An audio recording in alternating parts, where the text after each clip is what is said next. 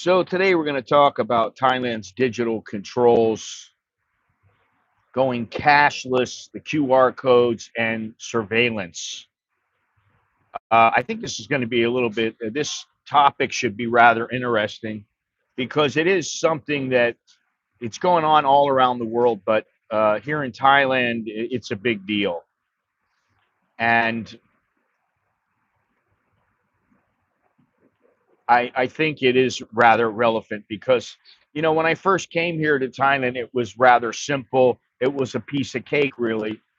Uh, you had a few baht in your pocket. You paid your rent in cash. You paid for your food in cash, and if you were really modern, then maybe you still had traveler's checks. I don't know anybody that uses traveler's checks anymore. I mean, I used them 30 years ago, but nobody talked about QR codes. Nobody scanned a phone to buy a bowl of noodles, and nobody cared where the money came from. Nobody was tracking you. Now, mind you, this is over 30 years ago, and there was no SkyTrain. There were still lots and lots of vendors on the street everywhere, not just Sukhumvit, but there were vendors everywhere.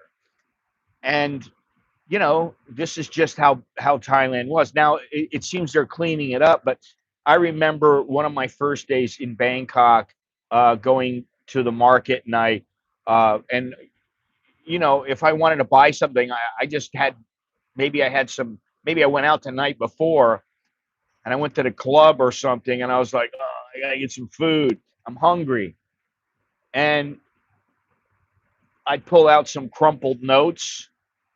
Here you go. And it was no problem at all. That's how I survived. And if you didn't have cash, you didn't really eat, you didn't really drink, and you didn't get around. That was Thailand. It was mainly a cash society. They didn't even use all that many credit cards, although the hotels did. But okay, so you use your credit card, and credit cards were less prevalent then. Debit cards were less prevalent then than now. But today things are changing rather fast. And last month, was it last month? Nah, maybe it was 2 months ago. I walked into a cafe. I think it was Lapin, or what was the name of that cafe? Casa Lapin. I walked in and they said, I want an espresso, double espresso. Okay, that'll be 100 baht. I pulled out my cash and they said QR only. And I was like, wow, okay. And I know that in some places there are some Starbucks, there are some Dairy Queens. Not that I go to those, but there are some of them that they just don't take cash, which makes no sense to me. Okay. Um, Things are changing, and they're changing fast here. And the barista looked at me like, I didn't know what was going on. Like I was like a stranger. I was from some other planet. She looked at me and she goes, QR code only. And I was like, whoa. Um, so, I mean, it has not reached a point where nobody takes cash. So let's be clear about that. And I don't think it ever will get to that point. But that really, a couple of months ago, was when it really hit me.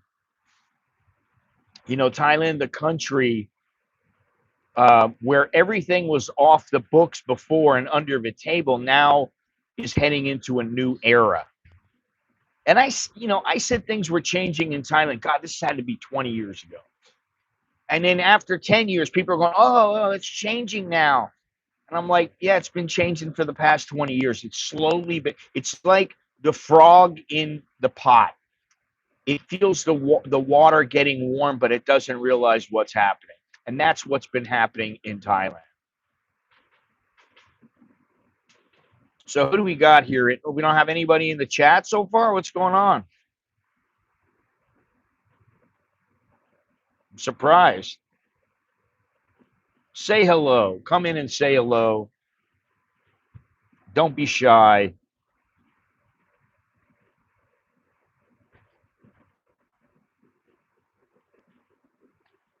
Uh, now though, this new era, everything is cashless. Not everything. Some things are cashless. Some things are digital. And despite what you may think, they are fully trackable. And on one hand, it's very, very convenient. You don't need to carry a wallet. Um, you don't have to worry about counterfeit bills. There's no more losing money in a taxi. You don't lose your cash in a taxi. Although, if you lose your phone, it's just like losing cash. So, um, but now a lot of the transactions here, because people want to use the QR code, they're all for it. It's part of the digital footprint. Every coffee you get, I mean, I go here. What I do is put money on I have a Pacamara app, which I could just pay with cash, I stopped using the Starbucks app. And now the only reason I use the Pacamara is because I get all kinds of free stuff. They give me free coffee. I got AIS. And the other day I was upstairs, I was at the bank and I saw the AIS and they have a VIP section. And because of how much I've spent over the years and every month, I have a VIP account with them. So instead of you going up to the counter and saying, "Oh, can you help me?" You go into a special room. There's two girls sitting down. They have it's all nice and neat. And you can sit there and then they'll help you and give you personalized service. And they used to have coffee machines and hot cocoa, and they would give it to you for free. They don't do that anymore. They used to, well, now they do the same thing. You can pay for it digitally, or what you can do is you rack up points every time you pay your bill. You pay your bill and maybe you get 30 points. Well, a coffee is 60 points. Right now I have 400 points because I never use them. But I saw that they were getting ready to expire. There was like 50 of them that were going to expire like in another 2 months. And I went, oh, I better use these. And I thought about it. And I thought, oh, well, I should be able to use my points for a coffee. And eventually I figured it out. You scan your app, your AIS app, and you get a free coffee. It spits out a coffee for you. And I was like, this is brilliant. Now I can get a coffee every couple of months for free, which, whatever. It is what it is. It's a coffee. It's not anything to write home about. But still, every coffee that you buy with your QR code, it's traceable. Every Pat Kapow, Pat Thai, whatever you want to say. If you pay with PromptPay, they track you. You're being tracked. It's recorded and traceable. Now, to me, it's not really a big deal. But that's the thing. When does it become a big deal? And I have the Pacamara thing. I get a Pacamara app. Every time before I get my coffee, you punch in your phone number. So everything is linked to your phone, which is how Thailand is. Now, I remember that 2/4 Korean, he didn't have a phone. He didn't want a phone. And I'm like, you're going to have to get a phone because you just need it. You're going to need it. He would be like, oh, can I use your phone number to buy an airline ticket? I go, what? So they're going to call me? I'm like, what's the good of that? Get a phone. You need a phone. Hello, I heard political unrest is going on with the ultra nationalists and it may eventually affect expats. Any truth to this? No, I don't think so. I really don't think so. None of this is going to affect them. If it affects anything, like I said the other day, what they're doing is they're trying to make it more difficult for people to live here. You're going to have more money to stay here. That's all. You're going to have more money. You're going to have to go by their guidelines. And if you don't like them, you can leave. And so some people are going to go, oh, I've had enough. It's too expensive now. And they're going to leave. Where there's a lot of people, listen, I'm good. Me and my wife are good. Me and my kids are good. We're all good.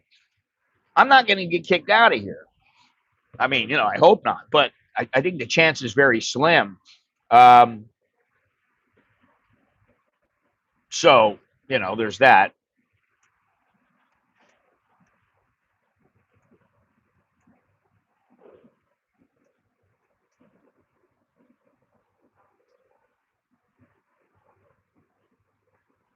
The reality is that for expats, day to day, nothing has really changed all that much unless you go looking for trouble. You're unlikely to be affected other than by some financial changes if there are some. I said it, they may raise the retirement amount from 800 to 1 million baht. They may raise the marriage visa from 400 to 500 or 600. Okay, so those kind of things might happen. If you stay clear of protests and you don't get involved in politics, you know, life here is pretty smooth. I mean, I have no problems to speak of here. All right, let me read some of this here. What is this? Cashless and Big Brother watching is the future, bro. It's one of those things you can't escape, most likely.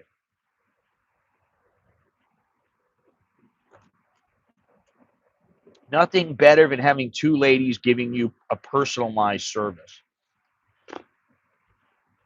Yeah. Some old lady who's 55 years old giving me personalized service in AIS. Do you think I really care about that? No. Thailand moving to a cashless society with fast steps. Well, I don't know if it's going to be cashless. I don't think they're ever going to be cashless. And if you go into the villages, they're not.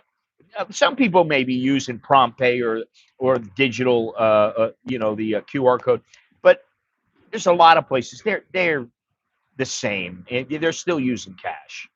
Thailand wants to make it harder for broke losers who contribute almost nothing to the Thai economy. Then that's up to them. I don't know what's a loser. To me, a loser is somebody who can't pay his bills month after month, and he's struggling to even survive here. That's a loser. Now, if he goes home, gets it together, and comes back, and he can pay his way, well, then he's not a loser anymore. Losers kind of relative. Now, I wanted to ask you something, Bitmonger. When you get because I asked it yesterday and somebody else answered, and I was like, listen, I've been here 30 years. I know how to get money to your bank, and I know how to get cash out. I know how to do it. But when you get Bitcoin, do you have a card that is attached to the Bitcoin accounts that you can take money out with? Or how does that work? Or do you have to transfer it to a bank? Because that kind of destroys everything. Once you transfer to a bank, then Bitcoin now is being tracked by some governments. And so I don't understand, if you really want to get off the grid, it's very difficult to do that now. And I did make a video about that. It's coming up in a couple of weeks. All right, let me go on here. The world, not just Thailand, is racing towards digitalization. Every payment, every movement, every detail of our lives is logged and tracked. I mean, think about it. There's cameras everywhere. The question is, once we're all inside the system, is there any way back? Can you get out of this system? Are we already in authoritarian control? Or are we heading towards it, and do we have a way to get out of it, whether we agree with it or not? And even if we turn to Bitcoin, is it truly a path to freedom, or is it just another system that's waiting to be brought under the same control? And that kind of raises a bigger question that we're talking about today, and that is this progress, supposed progress? That's what they're calling. That's what the governments call it. Or is Thailand quietly following the path to, say, China, Singapore, to a lesser extent, maybe Hong Kong, which I don't consider China, but whatever, where convenience comes with surveillance and you're under control? Because I don't want to be controlled. I mean, that's just me. Who likes to be controlled?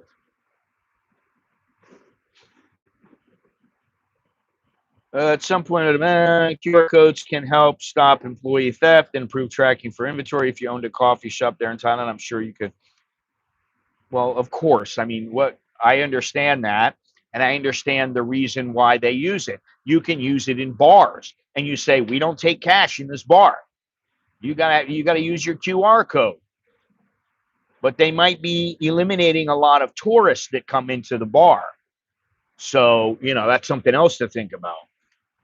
Wife and I went through the Bangkok bank accounts locked ordeal. Finally got our accounts unlocked 2 weeks after giving documents to branch. Thanks for all your info. You're welcome. I'm wondering, did they ask you for any information and you just did not respond, or what was the reason that they gave you that they closed the account?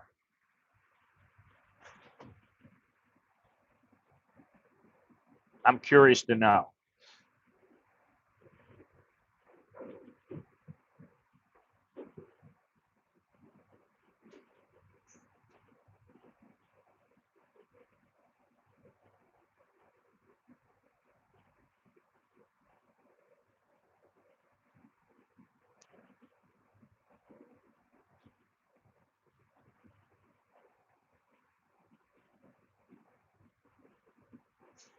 All right. So now, in case you don't know, um, I'm Scott. I am an American who's been living here in Thailand for over 30 years. And I have a favor to ask of you. And that is, will you please click the like button on this live stream? And if you see any of my videos, hit the like button. And if you have not yet subscribed, please do so. Hit the notification bell so that you stay informed of all the upcoming live streams and videos. Also, if you want to send me a Dear Scott letter or you need a consultation, email me at anamericaninbangkok@gmail.com. Now, before I dive in, I got to mention my new book, Expat Survival Guide 2025, Living Smart in Thailand. It's not a tourist guide, it's a survival manual, 62 pages, PDF, instantaneous. It's about visas, banking, healthcare, women, nightlife, and yes, how to deal with Thailand that's going more digital every day. So if you plan on living here, it might be beneficial for you to get this book. Let me see something here. How do I do this?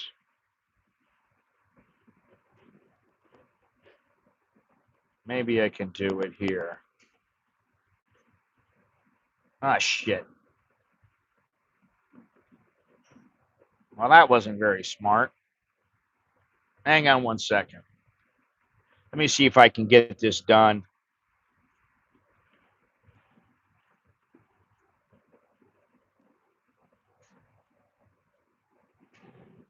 Alrighty, let me see here.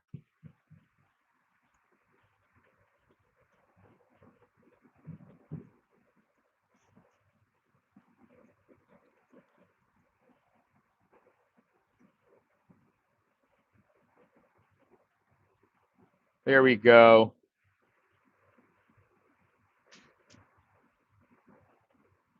Pin the message. Boom, there it is. It'll be at the top of the chat. All right, let me read these here. I move the Bitcoin to an exchange in Thailand, sell it into bot, then transfer it into my. So you have a bank account. So it's not like you don't have a bank account. You keep all the Bitcoin in there, or maybe you just put enough just to get by with, which is kind of what I do now. I just bring enough cash that I need, and then I use my card for everything else. Like, click, thank you. Got the message on our apps to visit the branch within 30 days. We did with all of our documents. They didn't give us a reason. Well, what documents are you talking about? Oh, well, yeah, that's a pretty good reason. If you open it with a tourist visa, they can easily say to you, "Oh, well, sorry, you can't. you can't have an account. They can do whatever they want. They, if they, once they do that, once they find out that you have a tourist visa, if they want to cancel your account, they want to freeze your account, they can do that. Which I don't know why, but they can. Yeah, I told you the non-O would be better than the OA. What is the deal here? The best way to hide money is via cash. The politicians lied about Bitcoin, and a dumb criminal would use Bitcoin as a blockchain and transparent. Yeah. Okay. All right. So I've done everything I need to do. Get that out of the way. Now listen, the cashless push here. PromptPay. Over 74% of Thais now use PromptPay. And I mean, I have PromptPay, and I use it sometimes. In fact, I used it this morning to pay the motorcycle driver. Now I got 50 baht in my pocket. That's all I got. I got 50 baht. Now I'm going to get some groceries. I don't want to go on a motorcycle with my groceries because the bag is heavy. I don't want to walk across the street with a bag and lug it all the way over there and then get on the motorcycle and go. No, I'll just get into a taxi. I pay about 40. I might pay $1.50 more, and I get home. But sometimes you use PromptPay. Some of these guys don't have I don't know why they don't get a QR code for their bank account, because maybe they're too lazy, and they just go, PromptPay. And then you just take their phone number and boom, they get whatever they need. Now, the government wants to cut down on the cash usage. One of the reasons is to reduce tax evasion, which they're not getting a penny from me. I can tell you that now. They're not going to get any money from me. I don't care what they say. And the United States ain't going to get any money from me. I don't care what they say. They're not going to tax me. There's no way they're going to tax me. Now, every day in taxis, cafes, even street vendors use the QR code. Any of the stores in the mall, every store in the mall uses the QR code. I go to pay for my food, QR code. Everywhere you go. I mean, here, if I was to go to Cafe Amazon, if I was to go to Starbucks, which, I haven't been there in a long time, then, that's, you pay with the QR code. Now you can pay with credit card. You can pay with the QR code, whatever you want to do. So mainly it's the younger generation, the middle-aged generation, and the older Thais still want cash. I don't know about Why Win. I know about Moretta and Tag Thai, and I think Moretta is better from what I've seen, but I don't need to use it. Yeah, but see, this is the thing. Think about something. You want to go off the grid, and I'm going to talk about this later in the stream. You want to disappear. Your chances are slim to none, almost none, that you're going to be able to do so. Doesn't matter where you go. You're going to go to a jungle. Somebody's going to find you. Now, they may have a hard time finding you in the jungle, but they'll know where you are. You're located in that jungle. You're in the Amazon somewhere. Okay, well, where is he? They're going to have to track you down. And I'm sure if they really wanted, they would. Now, Chinese tourists expect QR acceptance everywhere, and the Thai businesses are adapting. And you see a lot of these, they take, WeChat, Alipay. What was the thing? I used to have a Bangkok bank, and they gave me this one, and it wasn't like a Visa, but it was something like, it wasn't Alipay. I can't remember what it was, but Union Pay. And I'm like, I don't want this one. They're like, oh, well, this is the card. And I went, I don't have that card anymore. Did away with it. I don't need the cards. That's the thing. I don't like Big Brother watching, but at the same time, if you're not a criminal, it doesn't matter. Yeah, of course. But, how much do they need to be? In Thailand, they have the right to look in your bank account and see what you're doing. Now, who gave them that right? I don't know. Yeah, I mean, TagTie is not all that good. Moretta is better because it's tied to your own card. They've started taking away ATM machines. 7-Eleven only take cash. It can be frustrating. I use cash at the 7-Eleven all the time. I don't go to 7-Eleven very often. And if I do, if I need to go there, I tell my wife or my kids to go to 7-Eleven because I don't want to deal with it. And let me tell you something. 7-Eleven accepts true money. Now, I have everything I need. I have all the documents. I have everything. They scanned my photo. They did everything. And in the end, they said, we're sorry. We couldn't verify your documents. And I went, why can't you verify my documents? I gave you everything you asked for. And I just thought, you know what? Fuck them. I don't need it. I don't need their service. And, if I can't pay cash at 7-Eleven for whatever reason, if I need to buy a water and I can't give them, 7 baht or 10 baht or whatever the water is, well, then I don't need to get the water. I'll go somewhere else. It's that simple.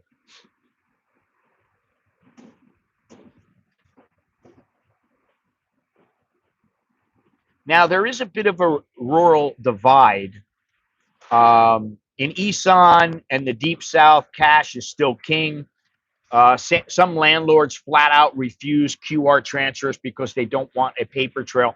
I can tell you, that's my landlord. She is got to be around 70, 75. She tells me, no, don't transfer it to my bank. Don't give me a card. You give me cash and you hand it to me. You can't transfer it through the bank. And I'm like, okay, whatever you want,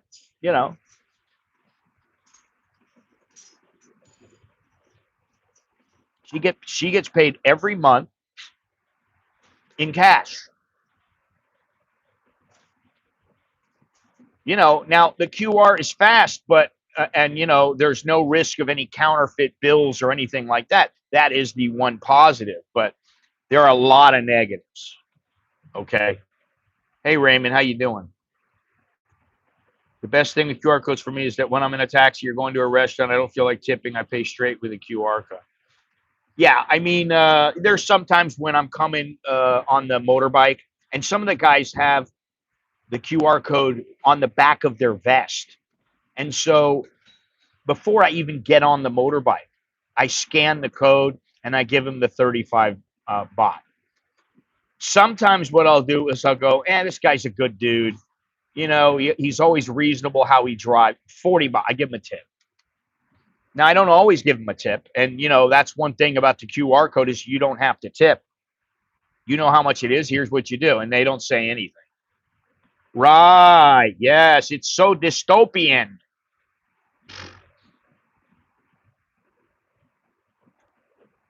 That's rubbish.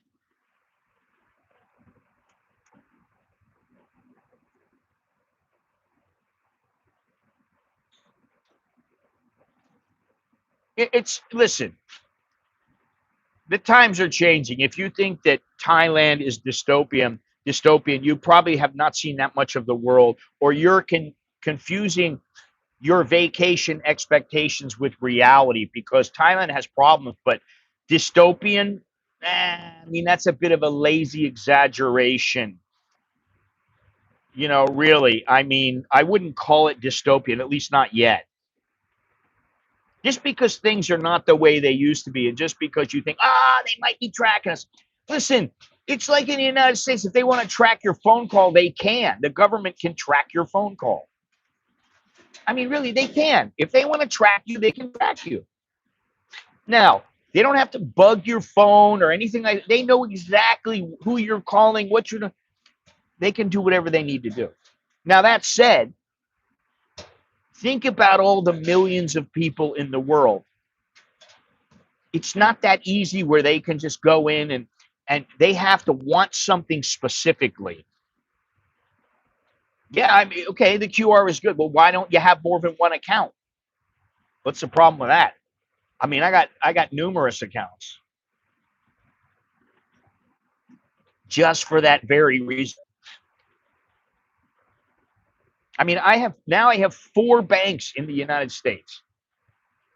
One I don't use, or I just let Amazon go into it, and I don't really use it much. One I use because I have money coming there. One is Wise, and another is Charles Schwab. And I just save with that, and you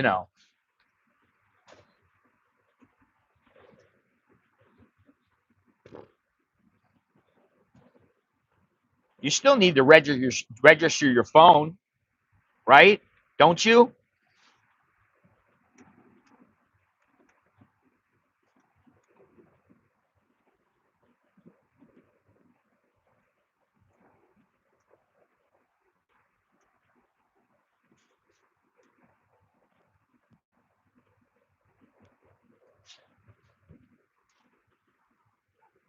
You do not need to register your identity to buy a SIM or a cell phone. You get the prepaid, you get the burner phones, um, but they can still find you, man. Come on.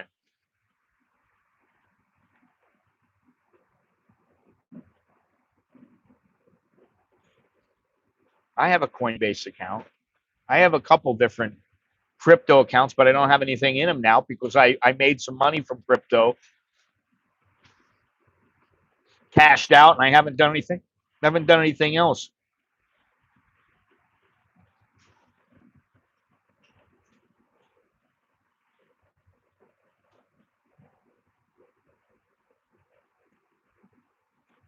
Now, it's not just the QR codes and bank transfers that are being tracked.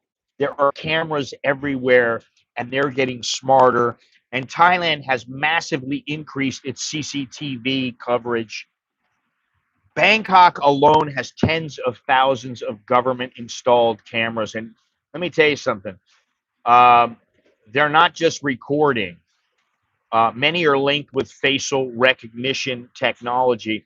And the next time you get ready to start brawling, remember you're on candid camera. I mean, it's true. You're on camera.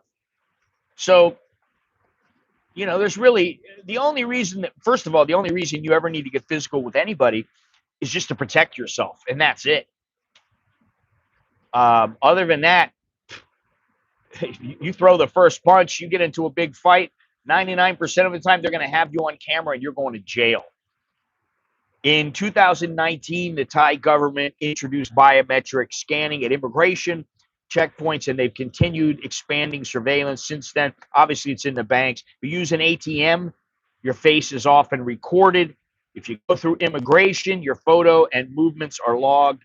The idea is supposed to be safety, preventing crime, terrorisms, overstays, but the result is a growing database that connects your face, your ID, and even your financial history. So, you need to think about that. There are some things that they're doing that I don't know how good they are. Oh, Scott, you missed the ride up. Oh God, whatever. I was just looking at Total Wireless in the U.S. You definitely have to prove your identity with them for a prepaid account. Thailand is the New World Order puppet. That's such bullshit. Really. It's the New World Order. Oh, God. It's rubbish. That's what it is. Seriously. That's rubbish, man.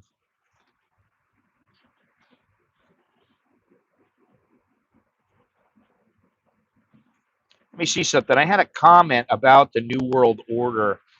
Um, Let me see something here. I don't even know where it was.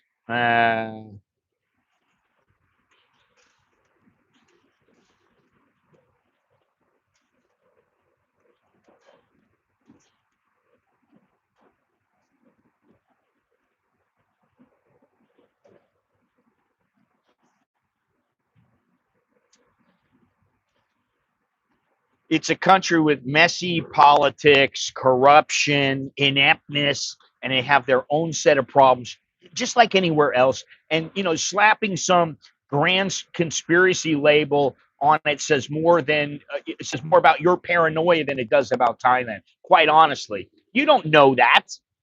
You have no clue. You're not sure about anything. To think you can exit the system and go black and not be tracked is nearly impossible at this point. Good luck trying to escape. I'd love to see the life you live doing so. Exactly. They got you, man. I mean, really, you want to be a part of society? You want to live in the world that we live in, not outside. Listen, I live outside the grid, quite honestly. So what? Who's taxing? Who's taxing? Taxing is he's nobody now. I don't give a shit who he is.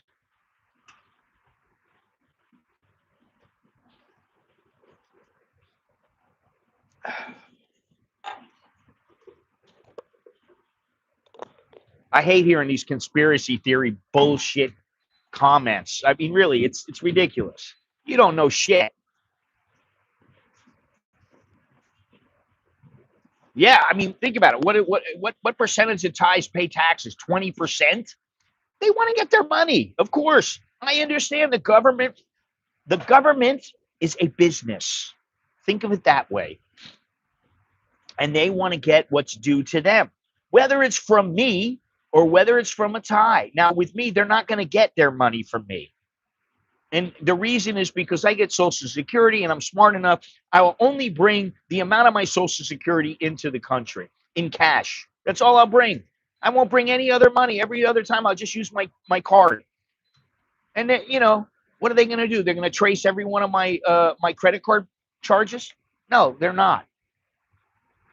I will assume if they want to watch me, they will, and there ain't shit I can do about it. Well, it's just like you need to behave like you're being watched by some higher authority, because guess what? The chances are you are. If you're doing anything of any value, you're being watched. Or they can go back and they can get you. Look at this stupid guy. I think he's an American guy. The idiot. He's in Vietnam. He goes and bangs a security guard over the head at a bank. Then he goes, or was it a bank? No, it was a jewelry store, I think. He goes in, steals a bunch of the jewels, and like a couple of hours later, they got him. He's busted. Idiot. He's an idiot. You're going to do anything like that, you got to do it right on the border and cross the border somehow. Maybe illegally, you cross the border and I'm out of here. But you better get something worth a lot of money. It's really, it's just like, oh, I could rob a bank and get away with it. Okay. Go ahead, try it. Not very many people do get away with it. If you have the cash and the know-how and are willing to live off the grid with no communication, you stay hidden, but your life will suck with a capital suck. For a little fish like us, they likely won't use their resources to come after us. That's what I think all the time. And, listen, now what I hear all the time, and I hear this from people in business, is that because of AI, a lot of people are going to be out of work. I have a couple videos on this coming up, but I hear that more and more now. And people who are 45, 50 years old, they're given a severance package. And guess what? It isn't that good. They may get 2 years of pay, and that's it. Okay, you're on your own. Oh, let's have a good time.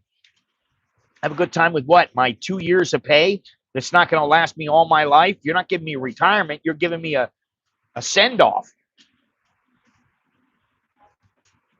All right, so China is on another level entirely with 700 million surveillance cameras nationwide.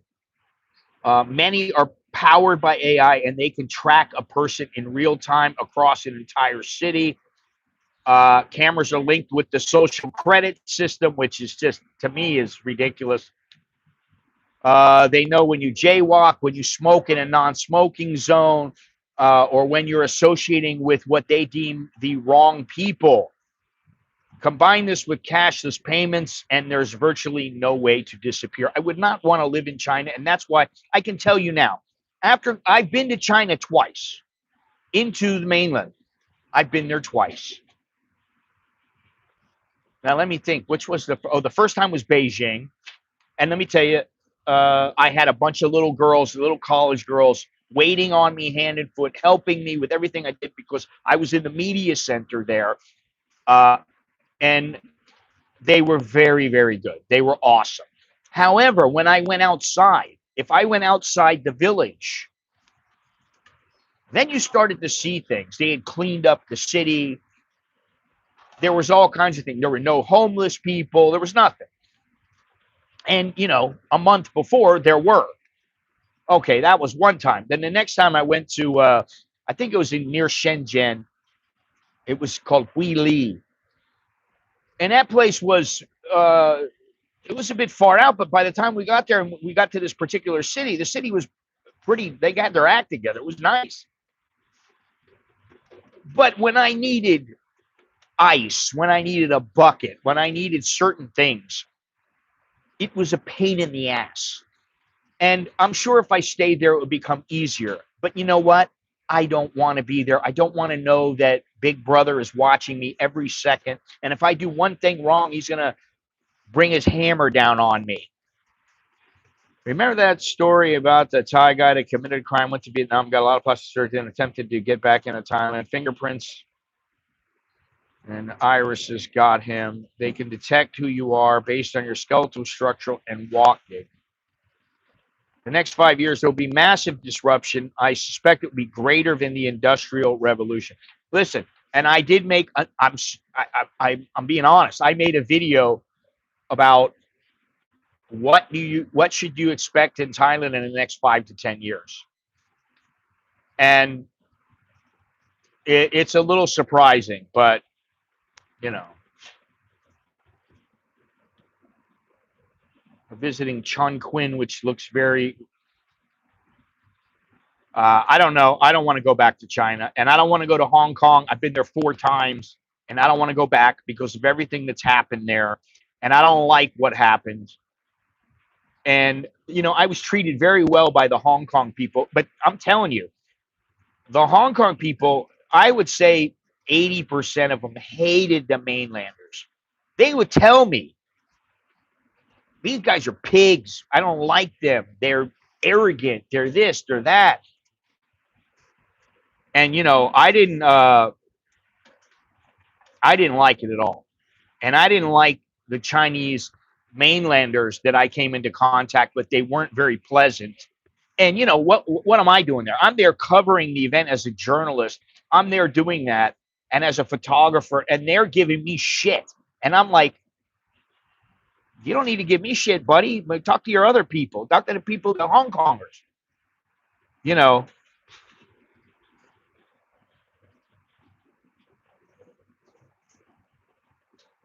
I think the social credit score is mainly linked to debt repayment and to some of the legal compliances. I don't really know. I mean, I know that there are a few things, but I don't believe every single Chinese has that score. I don't think it works like that. But they can pull from financial records, from your documents, your travel history, your business dealings. They know a lot. And, you know, the idea is that you're going to be trustworthy. Well, who says I wouldn't be trustworthy? Why do I need social credit to ensure that I'm trustworthy? In my opinion, it's like, you got to be kidding me.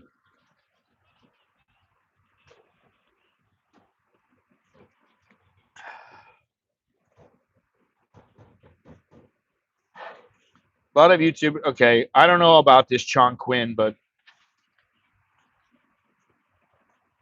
yeah. All right. So now Singapore also has extensive camera systems, but not many as China. But they are very efficient.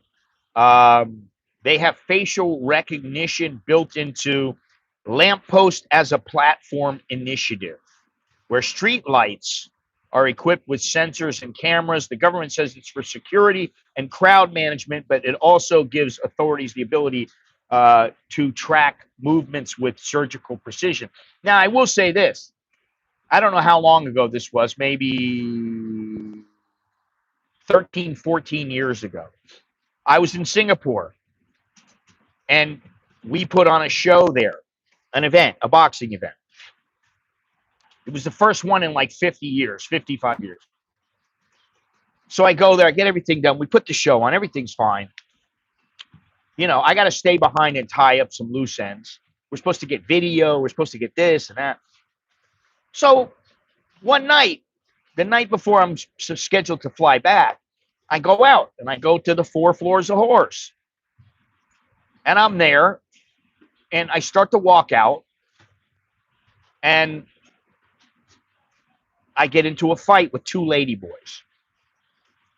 They were like blocking the door, you know, and I wasn't doing anything. I wasn't being, you know, arrogant or mouthy, or I just said, you know, excuse me. One of them said something else and I said, you know, like, you know, no, I don't want a lady boy. I want a lady. I said something like that and they got pissed. So basically they got beat up. And I don't say that with an ego. It just happened. Okay. They weren't shit. To me, they weren't skilled. I mean, at all. And so I started to leave. I jumped into the taxi and the one of them runs after the cab. He's so pissed off. He's holding on to the cab, and I'm telling the old guy that's driving the taxi, go, go, go, drive, you know. And he's driving. The guy kind of falls off. You know, it's just like you see in the movies. He's hanging on to the front. He can't hang on any longer. He falls off. He rolls in the street, and that's the end of him. And all I'm thinking is, oh my God, I hope they didn't get that on camera. That's what I thought.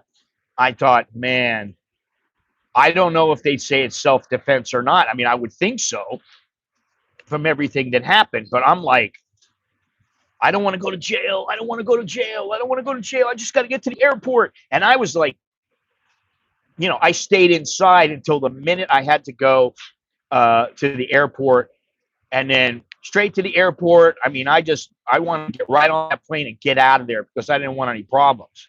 Now, I've been there afterwards a couple of times, and nothing happened. So, but I was thinking about the cameras.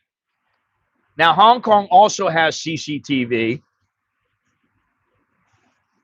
And since the 2019 protest, the surveillance has been ramped up and they're heavily monitored. And, you know, Beijing has tightened their control. Hong Kong residents are increasingly living under the same kind of watchful eye that the Chinese in the mainland are. And even the octopus, they have a card there. It's called the octopus card. And it's great. I mean, you can use it just about anywhere. But they supposedly, the government, the Beijing government, has used some kind of system to be able to track protesters' movements with the octopus card. So that's interesting. Now, the US and Europe are not far behind. Cities like London and New York are blanketed with cameras. In the UK, it's estimated there's 1 CCTV camera for every 11 people. And I can say, I've been to the UK many times. And right now, I just don't want to go back. I don't have a reason to go there. I'm not interested in going there. I've been there like 10 times. I don't need to go back. I stayed there a month once. That was nice.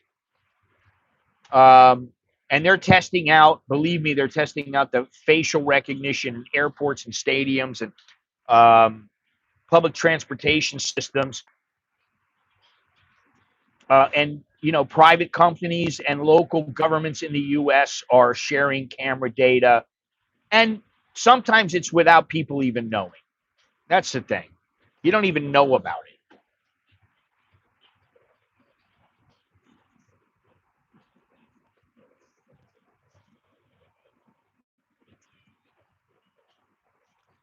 So if you put it all together, QR codes can track your spending and the cameras track your movements.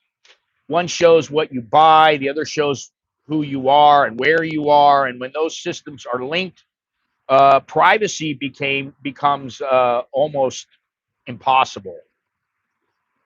Now, the system here in Thailand is still fragmented, and the cameras are not fully integrated with financial tracking, and many don't even work properly. If you know anything about the Thais, technologically, I mean, every time I go to a Thai website, I go, this website doesn't work, or something doesn't work on it. They need to get their act together. I don't know why they always have these problems, but they do. And in smaller towns and villages, the cameras are rare, and much like everywhere in Thailand, enforcement is inconsistent. Look at the weed. I don't care what anybody says. The weed is technically illegal without a prescription. But guess what? The enforcement is inconsistent at best. So there are places that they just go about their business. They don't even care. They don't give you a prescription, don't give you anything. And if you want to smoke, it's up to you. Now, in the US, it's not like China or Singapore. You can move around with a lot more freedom, at least for right now. And that's something to think about. For now, you can. Every smartphone camera can be accessed without permission. I hate to be a wet blanket, but this has been all prophesized. No one will buy or sell without the mark of the beast. Oh, Jesus Christ. Listen, I don't know who came up with the mark of the beast to describe this, but that's a bit much. It's the mark of the beast. Oh, Jesus Christ. I got nobody that bugs me. And you can say, oh, well, I've been here 31 years. Nobody's bothered me. So what, am I lucky? You think I'm that lucky? I don't think so. Yeah, so you're in Pattaya. You get into a fight. Guess what? They're going to catch the guy. Now, they may not do anything to the guy. He may get fined 1,000 baht, or he may have to pay you 10,000 baht. And guess what? He goes home. There's no problem. He's not going to jail. It just depends. And that's the thing about Thailand. Sometimes you think, oh my God. I mean, look, there's people that kill people and they get away with it. That happens all the time. All right, listen, I got to say something now. We're about halfway through the stream. So do me a favor. If you haven't already, click the like button. We got 60 people in the chat. I only got like 20 something people that left thumbs up, which is not very good. It could be better. Please leave a thumbs up. I'd appreciate that. And if you haven't subscribed, please subscribe. That would be fantastic if you subscribe. I want to hit 20,000 subscribers by the end of the year. I'm crossing my fingers on that one. Who knows if that'll happen. And also, you can hit the super chat button if you want to help support the channel. Otherwise, you don't have to. You can hit the join button below the video window. That's to become a member of the channel behind the channel, I guess you could call it. Listen to your speaker. But at least in the US, they can't use it against you in a court of law, but they will monitor the hell out of you if they find anything incriminating. Don't know how many can do this, but you can turn the phone off, take out the battery, and they can still access your speaker, etc. It's crazy. Yeah, that is crazy. And I know about that. But again, what are you going to do?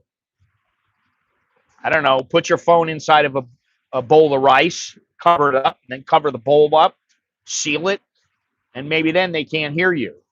But do you really need to do that? Now, if you're a drug dealer or you're doing something illegally in the financial market, you're stealing or something like that, well, then, yeah, you got to be concerned. But if you're not doing anything wrong, I guess, and the thing is what are you going to do? One person is not going to do anything. It's not going to happen. They're not going to do anything.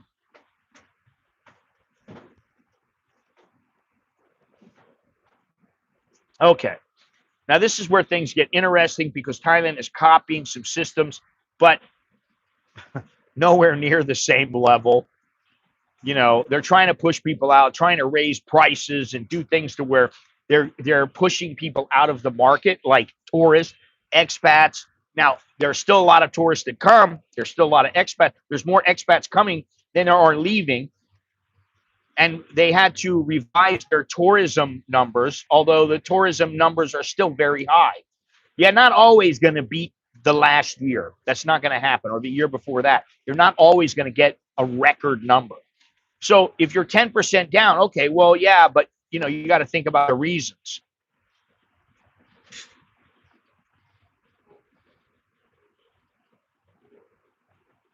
All right, so China has the QR dominance.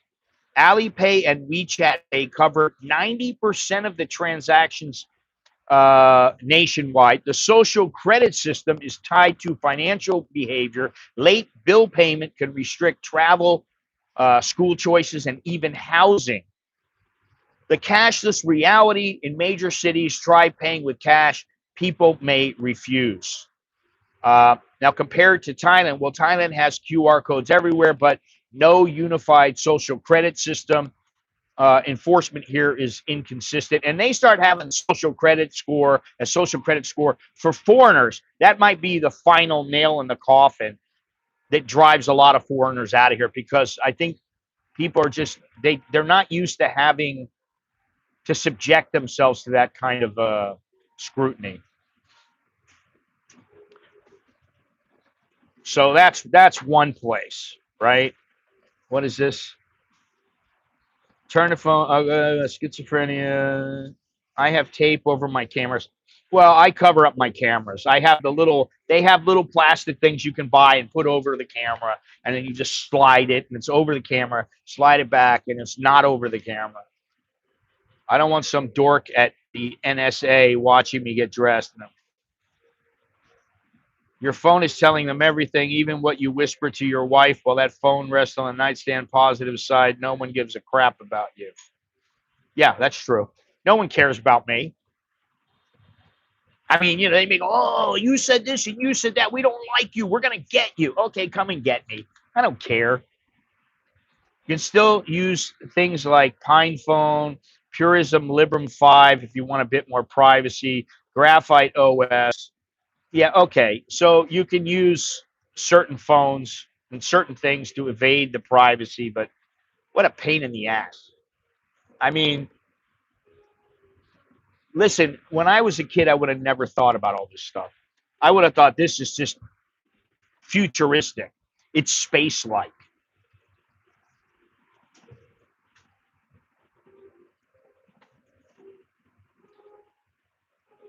Because unless you're a threat to the US, they won't ever look at your stored info. Do you realize the amount of data they collect on everyone? You need to come up their radar to ever look. Yeah, that's what I was saying. There's so many. First of all, there's a lot of people in the US. What is it, 375 million? There's a lot of people. So now you got to have people look at that. Now, I don't know if they could use AI to sort it, and they start sorting it, and then they resort it, and then they whittle it down. Okay, which 10,000 do we think are the terrorists? I mean, I don't know. Who knows what they're doing?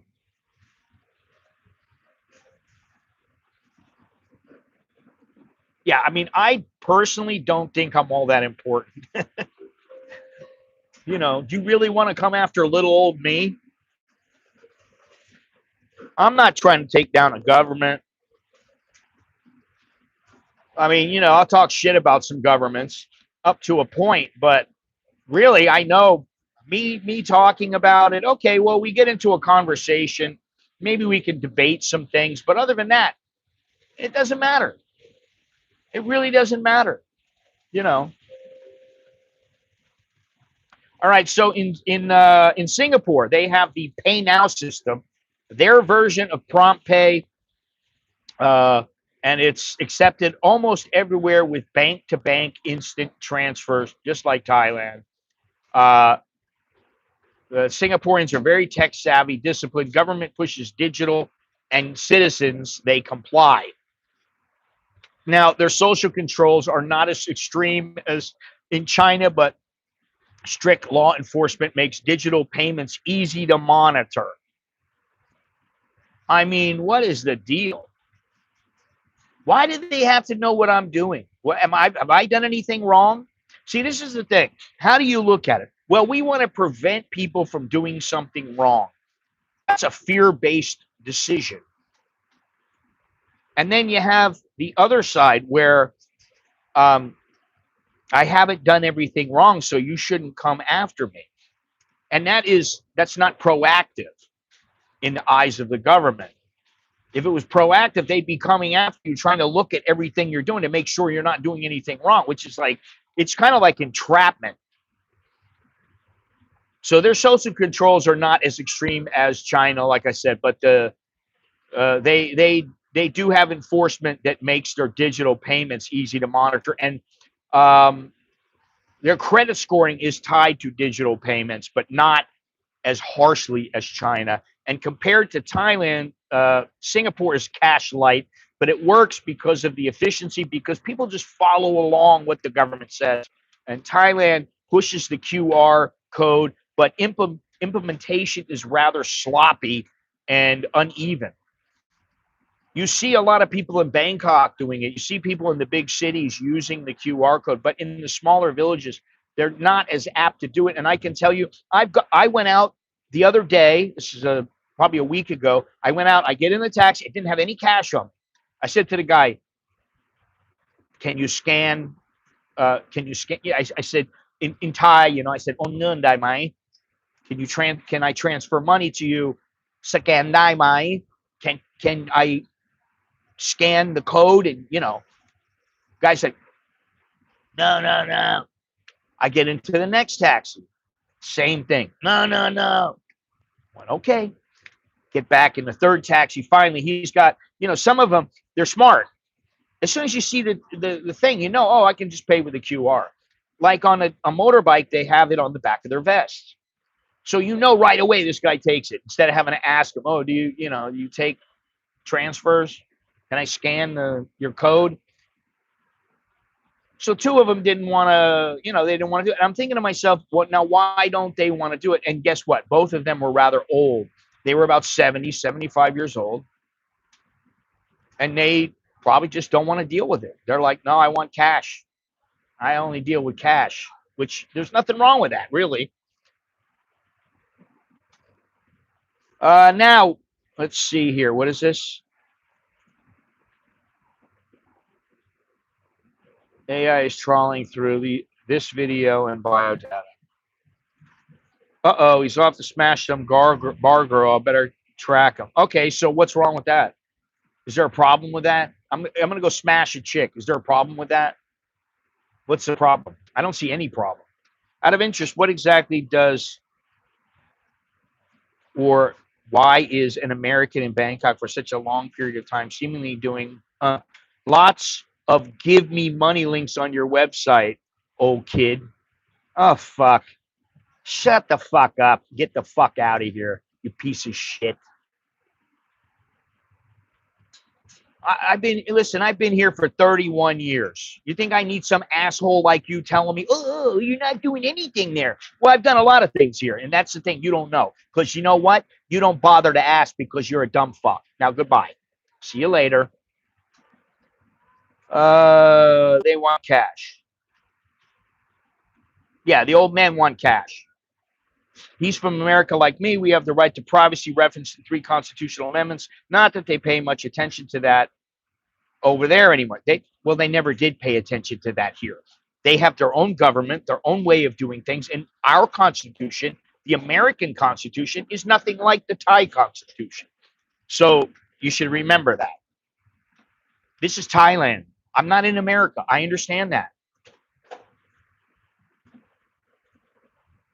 It's that simple. Their country, their rules. If I don't like them, I will leave. And you know what's funny? I come on, and remember one thing. Just because I talk about a subject doesn't mean I agree with it or disagree with it. I talk about Indians, and people were slamming me left and right. Oh my God, you love the Indians. You must be Indian. Oh my God. I'm just telling you what the statistics are. And the statistics are they're number 3 as a tourist group. They spend a lot of money. That's all I'm saying. I'm not saying that they're not, there's not some assholes in Pattaya, but guess what? In Pattaya, it tends to be the lower level, the poorer Indians. They're not going to the high end hotels in Phuket having weddings that cost $500,000. They're not doing that because they don't have the money. But they have $1,000 or $2,000 to fly over from India into Pattaya, and they can hang out in the bars. They can spend a little money with their friends, and they're fine. So and even on this, listen, I don't know how I feel about the digital system. I mean, I'll be honest. I like the convenience, but then I don't know about the tracking. But guess what? I know I'm being tracked. If they want to track me, they can track me however they want. That's the thing. If you haven't done anything, you have nothing to worry about. We say, so what? Still not their business, especially what I buy, and I know the difference. Annoyed, not angry. Yeah. Well, I just try not to let it get to me because I look at it like this. If I live to be 80 years old, I got another 17 years to live. I'm not going to waste it worrying about what ifs. They already said in the near future, no QR code scanning unless you have a business account for the receiver. What? The receiver on multiple transactions? We'll see. I think it's a tax thing. I never heard that. Nothing about you have to have a business account. So if I wanted to get a transfer from my buddy, I couldn't do it because I don't have a business account. I don't think so. And to be honest, it doesn't really matter to me anyway, because if I really want to send somebody money, I'll get it to them. You'll find a way. It's just like the Burmese, what they do. You know what the Burmese do? They got a phone number. They call up a guy. He's in Bangkok.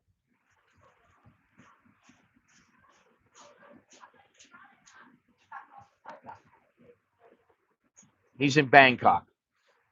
He calls the guy in Bangkok. He says, Joe Smith needs, $2,000. And they say, okay. They say, here you go. Here's the, the code that I'm giving you. Okay. So then Joe Smith goes ahead and gives the $2,000 to the guy minus a little fee. He gives it to the person asking for the money. And then somehow, at some point, they get the money from point A to point B. That's how it works. They do that in the Middle East also. I forgot what it's called. If you're going to receive money every day from random people, oh, Jesus Christ.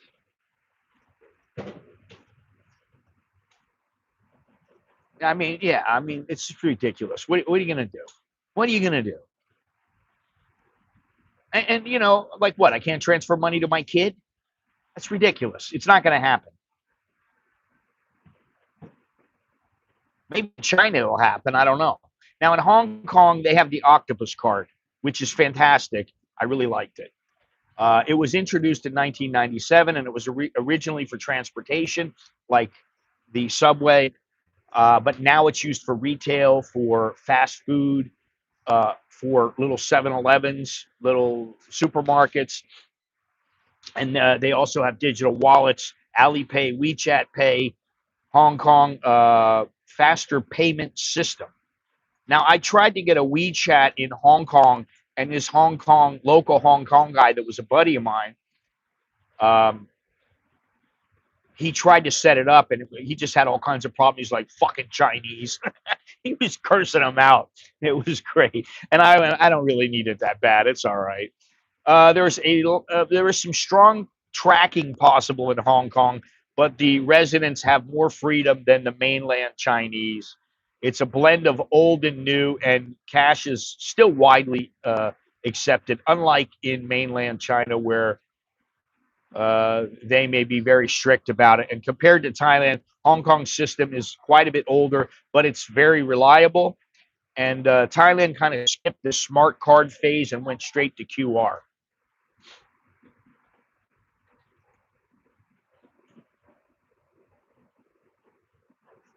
We give apps the ability to, okay, the world is going to go digital. If you don't go with the flow, you'll need to learn how to hunt and live in a cave.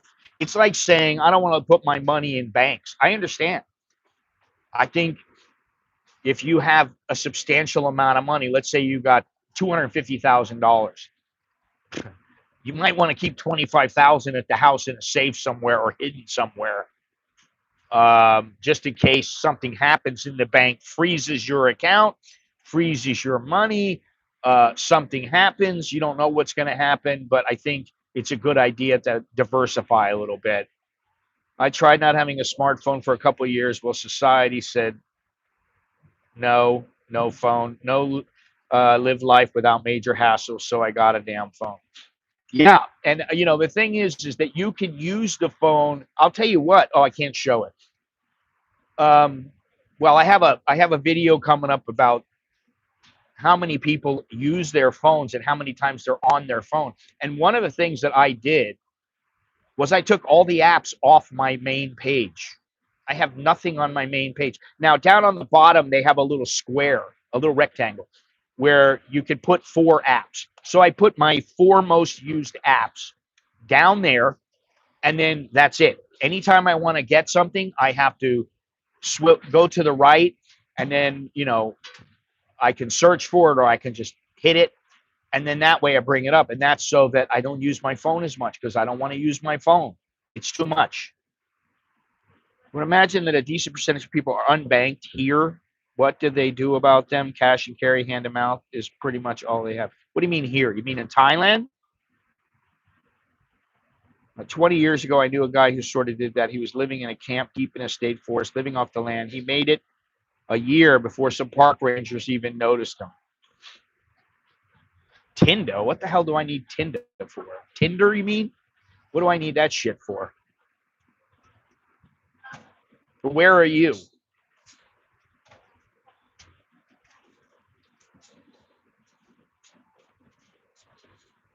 Another dancer.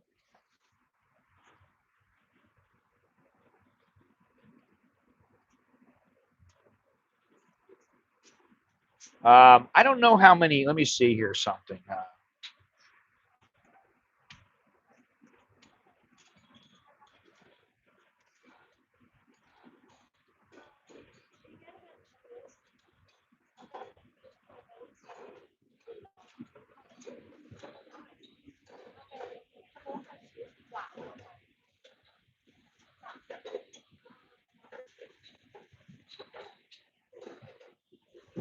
Approximately 6% of Thais have no bank account. However, the reality is it's closer to around 18%. So it's the 80-20 rule. No account, 6%. Unbanked is people who do have accounts but don't regularly use core financial services like digital banks, loans, credit cards. That's 18%. So it's 6% have no account.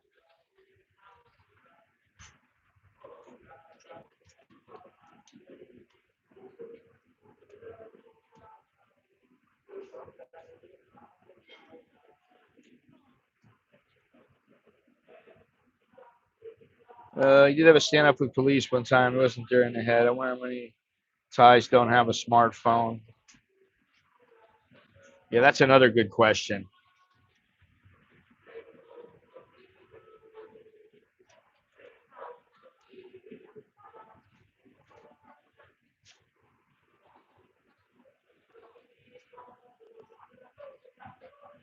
Look up how many Thais actually pay income tax.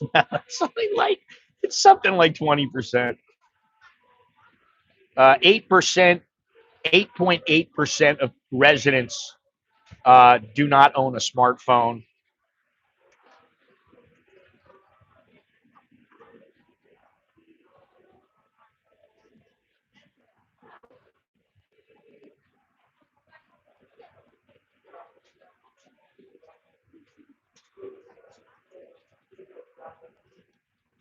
Wow.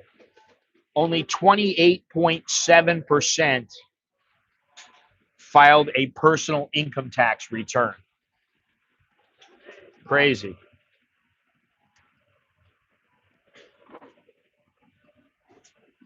That's crazy.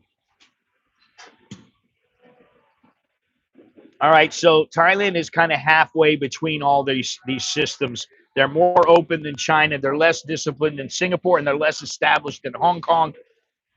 QR codes dominate cities, but cash won't disappear anytime soon in the countryside. They don't have social credit scores yet.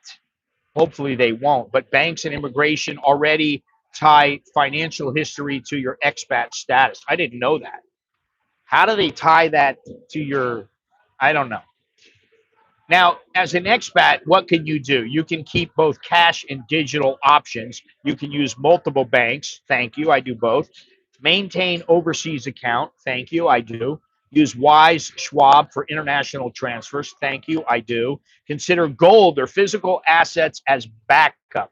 Now, gold is extremely expensive. My wife and I talked about let's get 1 baht of gold every 2 months. So it's a half a baht every month. And at the end of the year, we have 6 baht of gold. That's almost $10,000. And I would say that gold is not going to go down; it's going to go up. So if you adapt, you'll be ahead of the curve. And the expats, I'm sorry to say, that resist, they're going to struggle. So it behooves you to learn the system because life will be much easier. Just like Two Quarters Korean was saying, he didn't used to have a phone. He didn't want a phone. And, I was like, okay, whatever. And then after a while, I just went, dude, get a phone. It's ridiculous. You need to get a phone. You need a damn phone for too many things. Now, what you can do is you can say, I'll turn the phone on once a day at 7 o'clock in the morning when I get up. And I'll wait and I'll get all my messages. I'll get any messages that came from banks or from whoever. I'll check everything I got to do. And then, boom, the phone goes off again.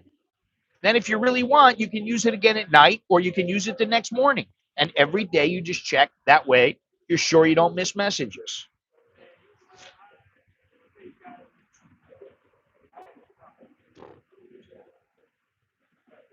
Yeah, I'm going to tell you. I'm going to tell everybody where I keep my gold. That's brilliant. All right, let me explain something. Well, I understand that you want to grab, but oh well, if I'm getting an airline ticket, they need to have my phone number, and you're telling me to get to take the phone number. You can use my phone number so that they can call me. It's too much, man. I'm not here to do things for you because you don't want to do them, but because you didn't want to get a phone. I understand, but if I had to do that and say, oh, Billy, I need you to do this and do that for me because I don't want to be on the grid, eventually you have to get with the program. All right, let me explain something. It's called CBDC, Central Bank Digital Currencies. And let me try to explain this as simply as I can in plain English. Right now, we use two kinds of money. There's cash, that's paper notes that you can hand over at the market. It's anonymous. No one knows who you gave it to for the most part, and there's no digital record. Then there's digital banking, the balance you see in your banking app, and that is already traceable, but it sits inside the commercial banking system, not directly with the government. Now, a CBDC is different in that it is digital money created directly by a central bank. Like in Thailand's case, it would be the Bank of Thailand.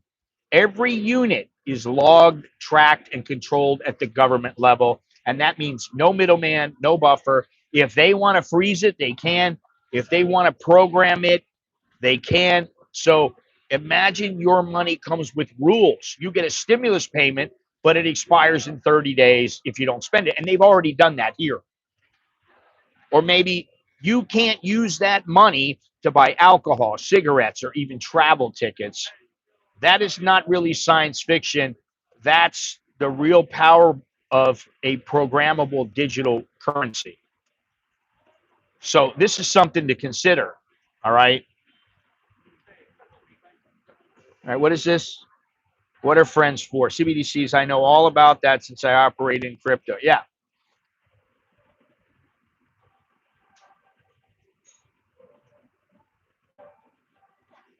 Your comment didn't go over my head, dude.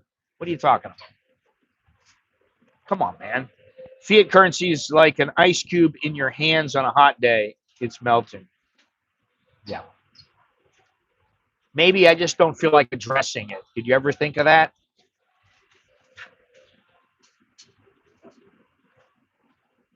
So now governments, they see the CBDCs as kind of as progress, safer, faster, no counterfeits, and cheaper for international transfers. But the trade-off is rather obvious. You give up your privacy.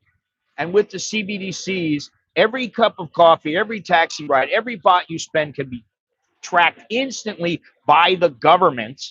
Who wants that? I don't want that. You think banks are nosy now and they're getting nosier? Wait until every single payment is under the central bank's control. The real question is, will CBDCs make our lives easier, or will they be the final nail in the coffin of financial freedom? I don't want them. If I got anything to do with it, I'm going to say no. I don't want them.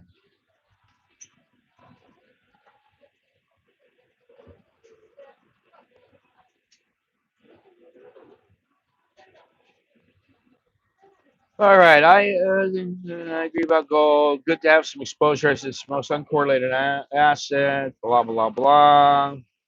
What is this? Where am I at here? Blue Dream, top dresser drawer next to the opium. Yeah, it's next to the pack of heroin. If you're given taxpayer to money to help you, don't spend it on stupid stuff. Yeah, but they don't have the right to say what you can do with it. I don't really believe they should. Now, if they're giving you welfare, that's a different story. But if they're giving you your money in a refund, they shouldn't tell you what you can do with it. The big issue with CBDCs is the easy access to freeze your shit and link into a social credit score. Thank you. They have gold backs here in the system now. I think 6, 7 states have real gold notes. The $1 ones are worth over $6. I'd rather just get, honestly, I'd rather get 1 baht gold ingots, and you can hide them very easily. If you really want to take a chance, you can find a safety deposit box place, a private place that has fire protection. And then, if there's a fire in the building or something like that, well, then hopefully things will be put out and you won't lose everything that you that you that you get. It's 15.2 grams, which is a little more than a half an ounce.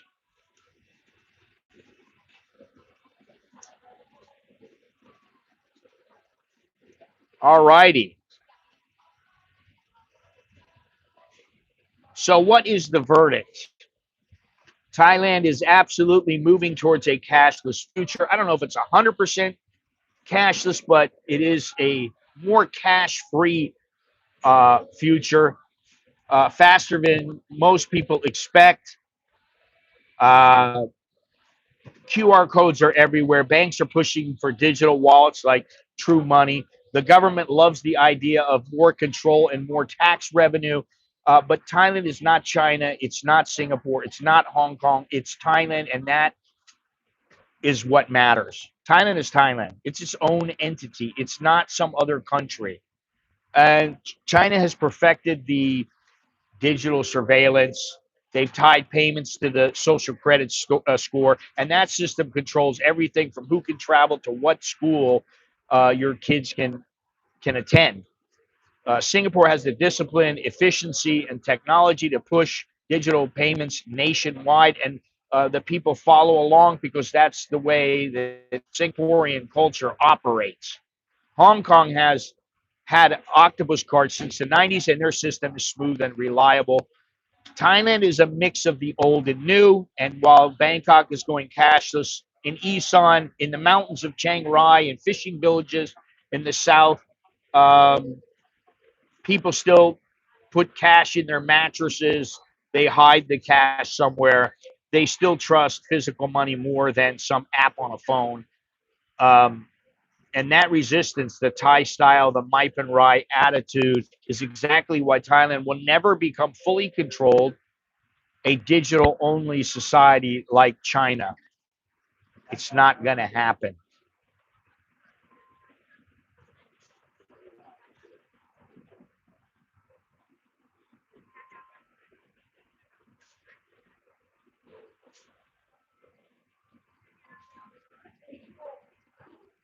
Our Burgo is going to have a QR code. They already do. What are you talking about? You think they don't have a QR code? All they have to do is have a bank account. When they have a bank account, all they do, they go, there's QR to receive and QR to scan. You want to pay somebody, you hit the scan button. You want to receive, you hit receive, and boom, QR code comes up. What are you talking about? I'd say 99% of them have a QR code. Think you could get around the tax in Thailand by using an ATM rather than doing a bank transfer? No. I think that eventually they may track the ATM withdrawals, but I don't know. Maybe probably. But I'll tell you what. Why would you make an ATM withdrawal? Why not use your card for everything that you can use it for, and only withdraw the cash that you need? Like I know I need a cash to pay a certain like my rent. I need cash. Now, what I could do, let me think here how I could do this. Once my kids get a US bank account, which they're going to get when we go back home, and my wife, she may have to go to the US sometime next year. It's been sent. It's on its way. And I already am using the virtual card for online transactions, which is great. Wouldn't gold just melt? Oh God. No, it's probably not going to melt unless it was a very, very hot fire.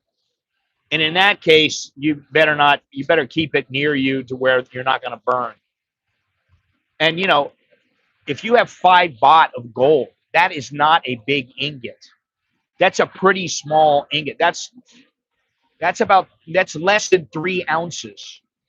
And that's worth about almost $5,000, $4,500, something like that. So there you go.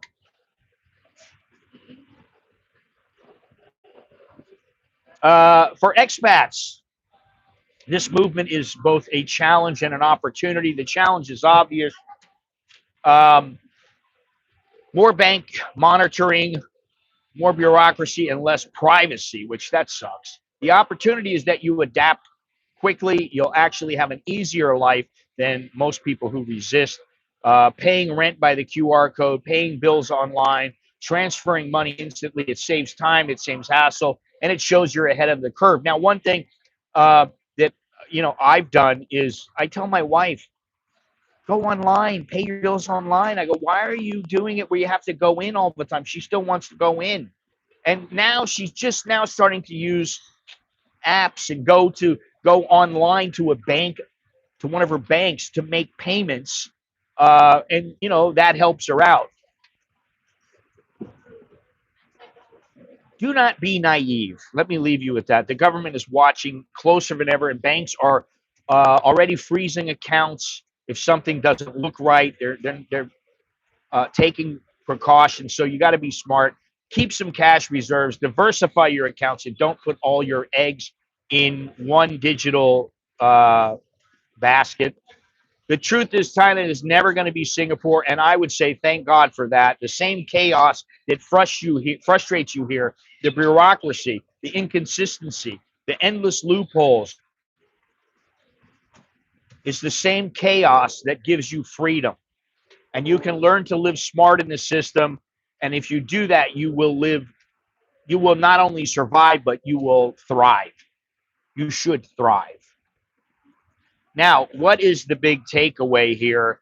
We'll talk about that in just a second here. Let me read some of these messages.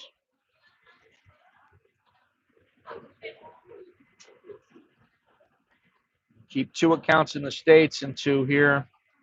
I got 4 accounts. No, I got 4 accounts, and I got 4 banks and 6 accounts in the U.S. No, 7 accounts in the U.S. And I have 5 banks and 7 accounts here. And I wish all of them had a shitload of money in them, but they don't. For foreigners without a Thai bank account, could you link your U.S. credit card to use with the QR code? No. The only way to do that is if you get an intermediary software such as MoretaPay, M-O-R-E-T-A, Pay, or Thai Tag. You have to get an intermediary, and Thai Tag is not all that good. I would say MoretaPay is better from what I know of the two, but you can't just use a U.S. bank account. And I tried to do it with my Wise account because you could use it in Singapore, but you can't use it in Thailand because Thailand's system is set up to where it is a internal system. It doesn't link outside of Thailand. And I don't know why, but they're hesitant to do that. And that's because of the control. They keep control of everything. On my flight from Dallas to Pittsburgh, there are babies in close proximity. Oh, you've already went there? Now, are you there now or no? You're back. Less than 1-year-old and 3 toddlers. Felt bad for those babies all crying. I wouldn't feel bad at all. I'd be like, shut the fuck up. I put my headphones on and I'd be like, I'm going to sleep. I wouldn't want nothing to do with them. I tell you that story about the little kid sitting behind me, and he decided to stand up and he started pushing on my chair from behind, and I just went bam and hit the chair, and he went flying backward into his seat, and that was the end of that. I actually like CCTV. Too many violent criminal acts go unresolved. Yeah, okay.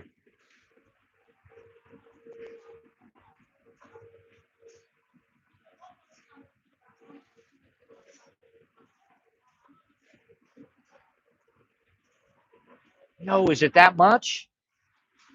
Oh yeah, it is. It is. I don't know what I was thinking. I was thinking, what did I say it was? 4,500, 5. No, it's not 900. It's double that. How do you know the QR code is not fake? You can lose all your money if QR does belong to scammer or gang. Well, what are you scamming a fake QR code for? Why are you scamming something to pay for something if you're not sure about what you're buying? If you're like using some guy that, you're like, oh my God, this guy might be cheating me. He's a vendor selling you pad thai, and he's going to charge you $8,000 for a pad thai.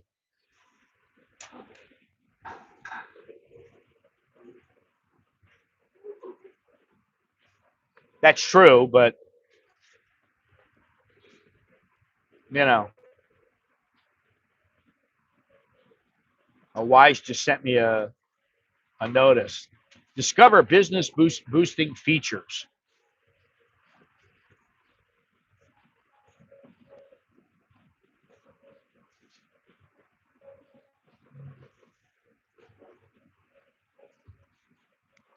Hey, if he didn't have the heroin, he wouldn't be in trouble.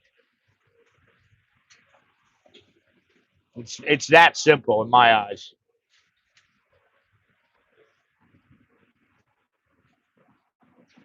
Buenos dias. All right, so the big takeaway is that Thailand is going digital. We all know that. QR codes, PromptPay, cameras, bank monitoring, it's all becoming a part of daily life. But this isn't just Thailand. Look around the world. You got China already with the surveillance. Singapore's system is polished and efficient. Hong Kong is layered payments into tracking. And in the West, whether it's Europe with the digital euro or the US with the CBDC, it's heading in the same direction. It's basically a digital version of a country's currency, like a digital dollar, digital baht, digital euro, issued directly by the central bank instead of a commercial bank. Unlike Bitcoin, CBDCs are centralized, not decentralized. They are controlled by the government and central banks. They're always traceable and logged. And that means governments could track exactly how you spend your money in real time. So that hooker that you paid and you decided to give her a nice tip, you gave her $100, and then you gave her another tip, you gave her $100 tip, you give it a 200. Who knows? Maybe they can get you for that. You know, you never know what they can do. CBDCs could be coded with rules. For example, a stimulus check, a stimulus digital check rather, could expire if you don't spend it, and they could put limits on what you purchase. Now, the push is worldwide. China already has the digital yuan being tested in major cities. Europe is trialing the digital euro, and the US hasn't launched one yet, but is researching a digital dollar. Thailand is also testing CBDCs for retail payments in limited pilots. The big selling point from governments is convenience and safety, no counterfeits, instant transactions, and easier monetary policies. And you can see if people are trying to rip you off. You don't have people skimming from the till. The dark side is the control. If CBDCs replace cash, governments could decide how, when, and where you spend your money, or even freeze it instantly. I don't tip for a haircut because I don't pay for a haircut. I have my own razor and I cut my own hair. I don't have to go to a barber anymore. But if it was a 70 baht haircut, I would give them either 10 or 30 baht as the tip. Good morning, good morning, good morning, good morning. All right, let me see this here. For some reason I'm behind here.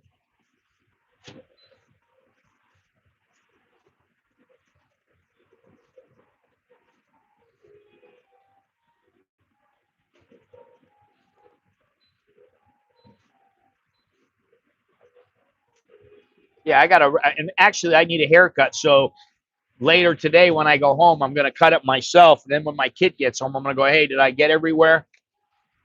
You know, I've thought about it. I use the shears that I have. They were like $10. That's it, and they're great. I don't really want to shave my head because I don't like the way I look with them. A little bit of hair actually looks better. So, all right, let me continue. Hey, don't forget the super chats and what else is there? I forgot, to be honest. Cash App. You can become a sponsor on YouTube. You can buy me a coffee. You can get one of my shirts or mugs or whatever.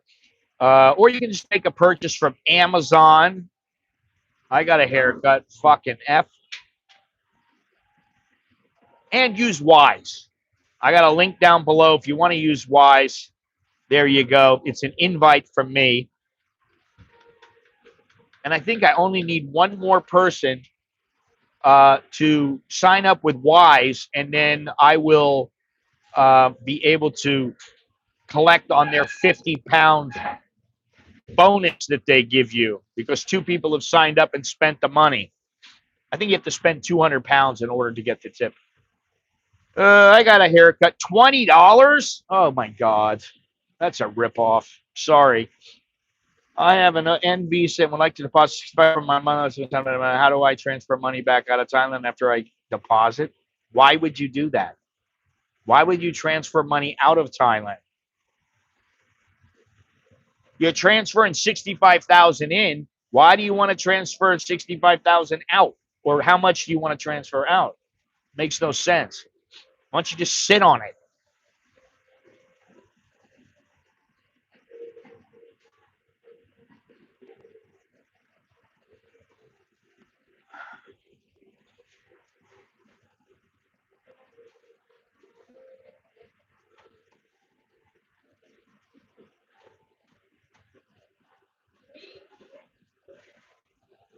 What do you want me to say, Robert?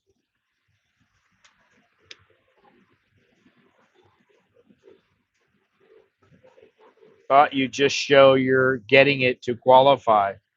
Well, yeah, but why would you want to send money out of Thailand after you get to 65,000? You're going to send in 65,000 and send 20,000 back out. Well, then you're going to have to show the bank why you're sending the money out, which is a pain in the ass. And it's not that big of a pain in the ass. It might take you half an hour to transfer the money out. Yeah, but he doesn't live in Thailand. 62 pages. It's 62 pages, no photos inside. It's all text. So there you go.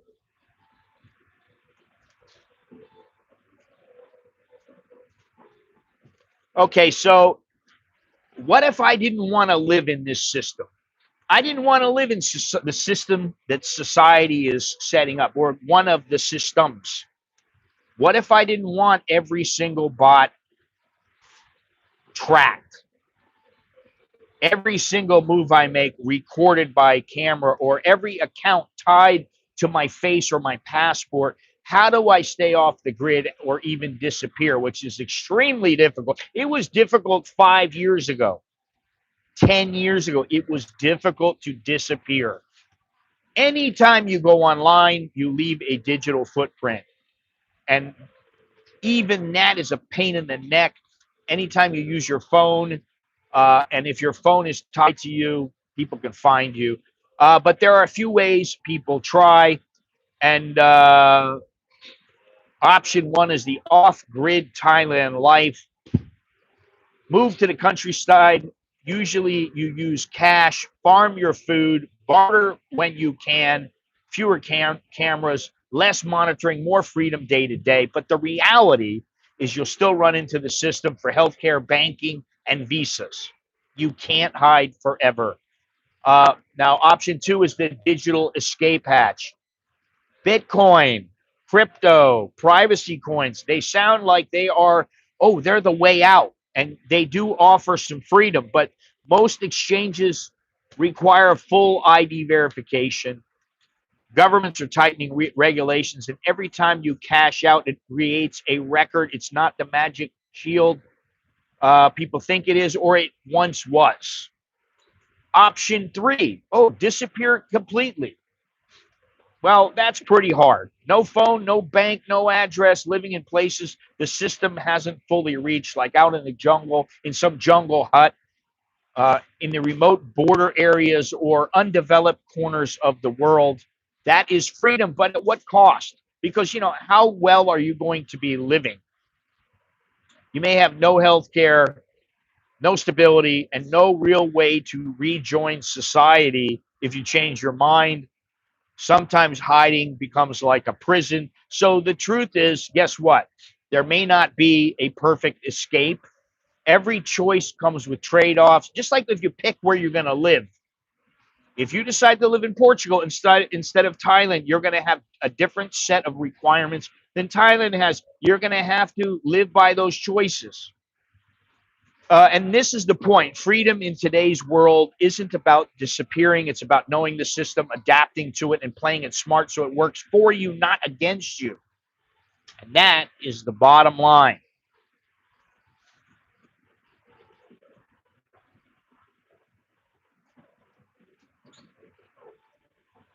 You have to deposit $20. How about how many people? Okay, how many pages? 150 baht. Dyslexia. Listen. I only pay 100 baht if I want to pay. There's a place right down the street. There's many places. There are 100 baht. There's 120 baht. There's 150 baht. When I was in the Army in the 90s, my haircut was $250. Now it's $20 in small town Texas. Most people in other states say they pay more than $20. Unbelievable. What Southeast country is good at crypto? I have no idea. Nobody will be off grid, unfortunately. That's true. Being off grid now means you're off grid as far as your lifestyle goes. Maybe you have electricity. Maybe you don't have water from the water system in the city. Maybe you have all that yourself, and oh, I'm living off the land. Yes, I kill my chickens and I got pigs, and oh, you're living great. But guess what? You're going to have to be in the system at some point. There's just no way nowadays. You're stuck. Make a video on the subject of leasing land in Thailand, please. I don't know if that's going to happen.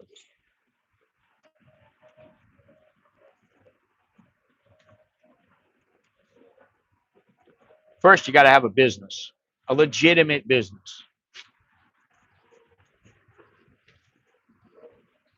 Only a legitimate business.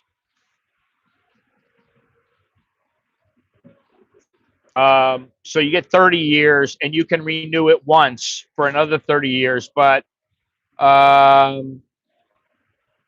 me see here.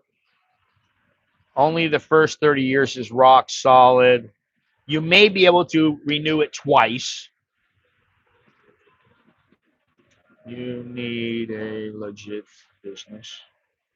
Oh, that's if you're gonna buy the land. That's what it is.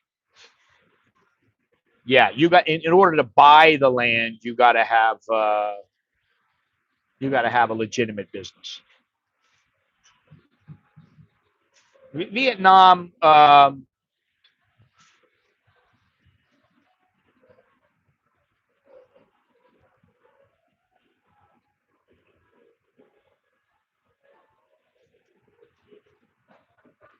and going out in the middle of nowhere and working your ass off as a retirement sounds great. I already grew up on a farm. Well, good for you. So go do that. Do whatever you want. That's what's wonderful about life. You can do whatever you want.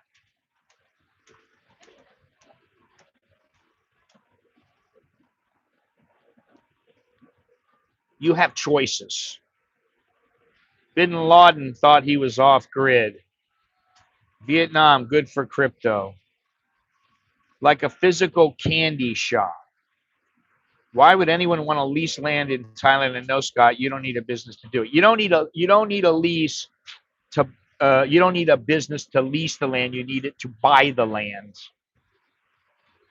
Yeah, but sarcasm doesn't come across in some sentence. It doesn't always come across. Oh, do I need another coffee? I got plenty of water.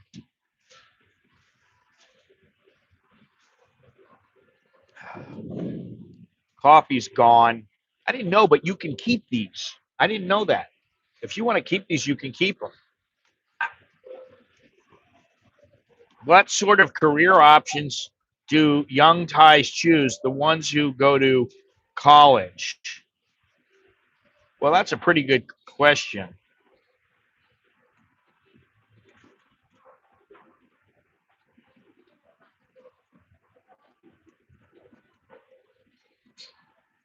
That is a pretty good question. I wouldn't say plenty.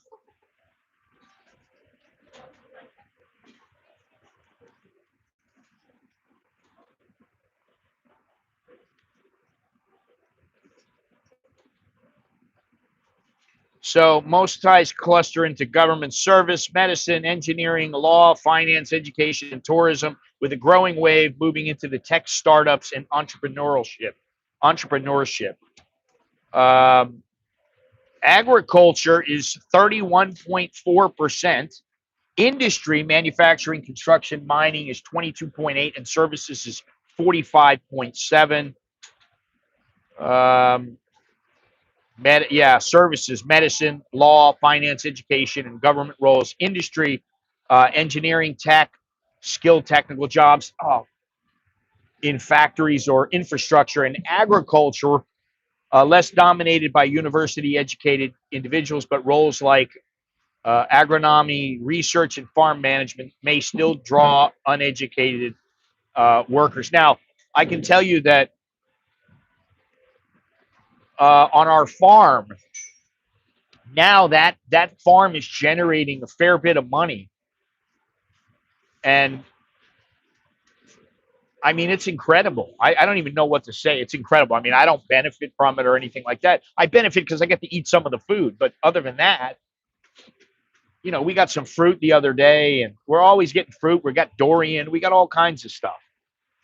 So it does help to have a farm, and that's fantastic.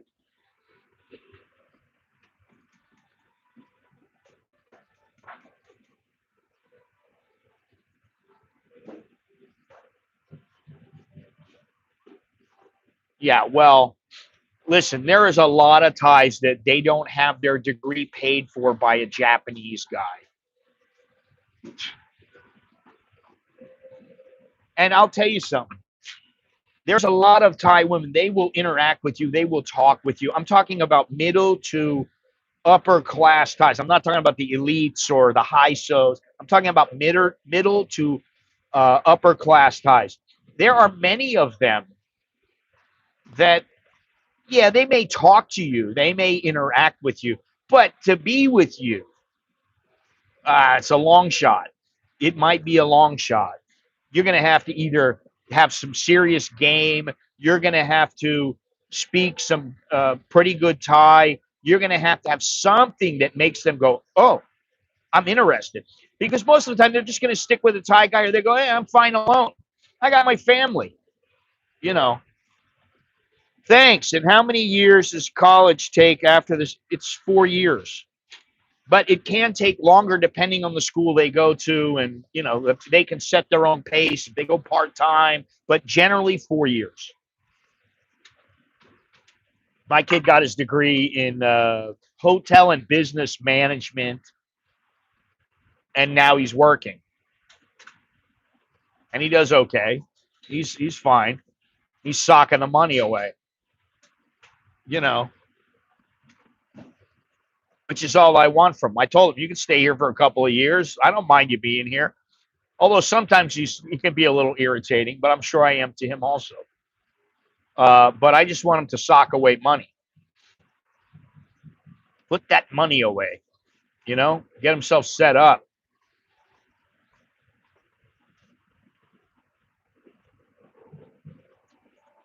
Now, do me a favor. Remember to hit the like button, subscribe, hit the notification bell. If you'd like to show your support for the channel, you can do so by joining the VIP section of the channel for as little as $1.99. Also, if you want to send me a Dear Scott letter, or you want to get a consultation, you can do so. You just email me at anamericaninbangkok@gmail.com.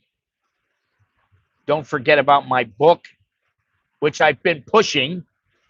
Expat Survival Guide 2025, Living Smart in Thailand. It's not a tourist guide. It's a survival manual. Visas, banking, healthcare, the nightlife, and yes, how to deal with the digital system, the system that's getting more digital day by day. And if you plan to stay here, this book will save you time, money, and headaches. So get your copy. There's a link. There's a link in the chat. There's a link down. There will be a link in the comments as soon as the video ends, and there's a link in the description. Okay, now that's done. I'm done with that for now. I don't have to do that again. Do any Thais say college? I've always heard them say university. Yeah, they do usually say university. College, I think, is a U.S. thing, and it's generally meant for the 2 years, the first 2 years, like a junior college, something like that. I think that's why they do it that way. Any questions about the QR system here? PromptPay. I'll be honest, I keep up with all my bank accounts. And UOB cannot, I know for sure. Okay. I know for sure that I have one bank account that will not be closed because it has my son on it, and the bank is not allowed to close it ever. So I know I'm good there, and I have a bunch of others. Well, let me see here.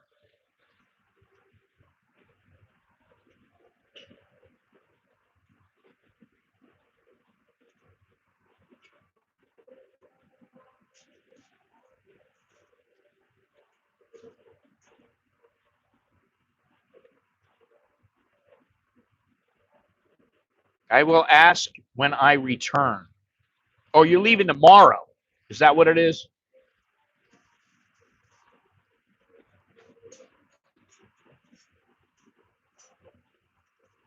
Buddy, I didn't get your email. I can tell you that right now. I did not get your email. I didn't get it. I have 2 email accounts. I didn't get it at either one. So can't respond if I don't get the email. Make sure you're emailing the correct address, and anamericaninbangkok at gmail.com. Okay, the plumbing for the new financial system is nearly done. Banking problems lately, that's why. Welcome to the new financial system, and yes, it's digital assets. What are you talking about? I haven't had any problems. Not at all. I don't know, what you're talking about. Capital One is converting to the Discover system. Discover has a partnership agreement with Union Pay. I don't really care. I don't put much money in my Capital One account. The world is financially dicey right now. That's kind of the theme of this stream. It's not dicey. I didn't say it was dicey. Just because it's digital pay doesn't mean it's dicey. Cashless doesn't mean dicey. Oh, I got it. Okay. No, I will ask you about QR code PromptPay when I return to Thailand. Okay. They're very easy. Piece of cake, man. They're not dicey at all, man. I mean, come on. It's ridiculous. However, I do recommend you diversify. Like I said, you have a little gold, you have some cash, you have money in the bank, you have some stocks.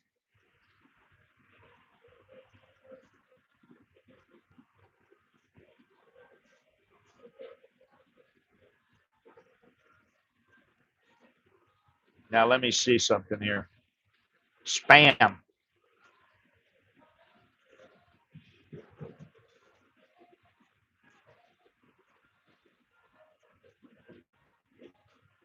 Let's see here. Nope. Nada.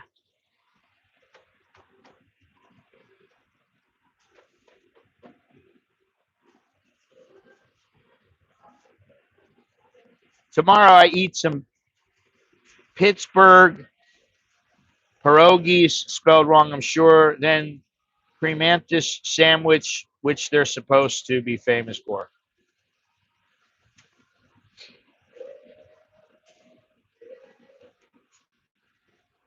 Oh, okay. Now I got a message.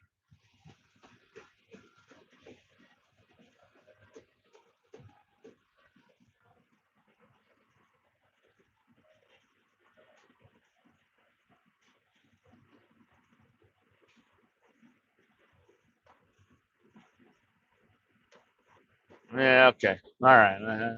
I'll help you out. Where are we now? Let me see here. I got it now. I'll send you a message later today. Thailand is fascinated with the World Economic Forum. They don't want to be left behind. Will fear weird paying in ingots, but better than starving. Why would you? You're welcome. Why would you pay in ingots? That's not very smart. One ingot is what is it?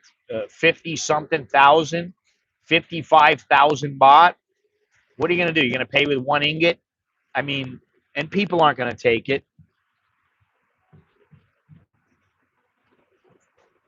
They're not gonna take an ingot. I mean, that's just stupid. You're not talking about coins here. They don't give you coins in the shops. No matter what, you're out of luck. You want to do something, diversify a little bit. That's all you got to do. And I am not a financial consultant, nor am I an attorney, but I do know a little bit about money. Oh, he sent it to the wrong address. That's why. Yeah. I don't know how it got here. How did it get here? I don't know. I'll send him a message back, but he sent you. Hisham, you sent me an email and it was the wrong email address, but that's all right. I got it. It's good. I'll get back to you. I don't know gold, but we'll break down and stash them. All right, good for you. All right. So I think we're about done with this subject.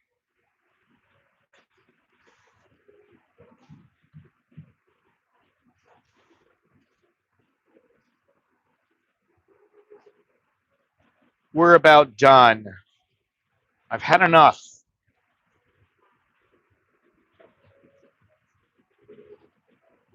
I got to go to the grocery store today. I got to place some orders online for groceries. You know, I'm bringing some food. I'm bringing some food down to the South on my trip with me. And the only reason I'm doing it is not because I don't want to spend money. I'm not like, some Indian who's like, okay, I want all these guys to eat from my bowl.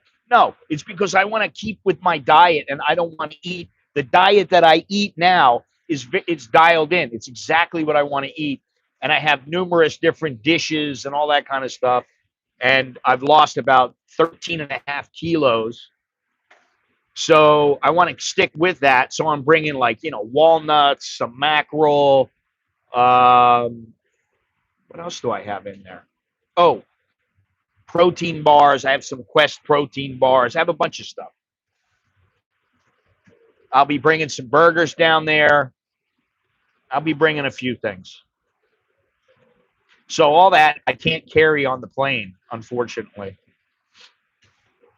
That's the way it goes, though. So whatever. And I will be telling everybody where am I going, where I'm going in the next couple of days. Global problems. Minded people focused only on Thailand. Governments continue to violate our privacy and freedom based on their excuse of public safety. Police states want to use digital IDs on phones and internet with the sole purpose of controlling you. They will have remote access to your phone through the ID apps. Okay, so what are you going to do about it? What are you going to do about it personally? That's what I ask you, my friend. You have no idea what you're going to do. As Americans, it's time to step up and stand against police state governments. Okay, go ahead. Do that. Go ahead and stand up and be proud. Old days, it was no problem. Today, it's sorry, sir. Online.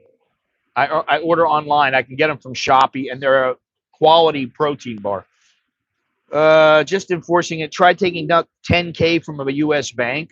No cash available. Come back in a week. If you don't like it here, you can go back home.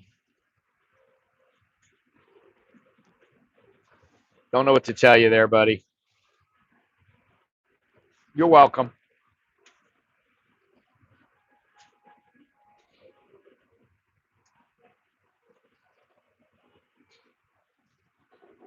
Okay.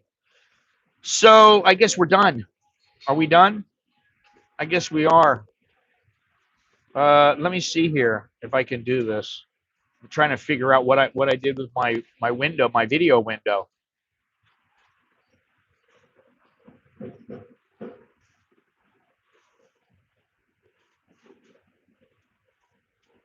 Oh, there I am.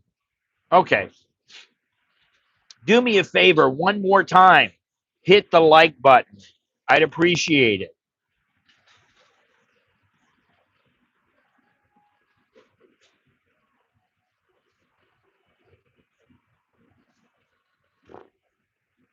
That's great, Robert. That's really great.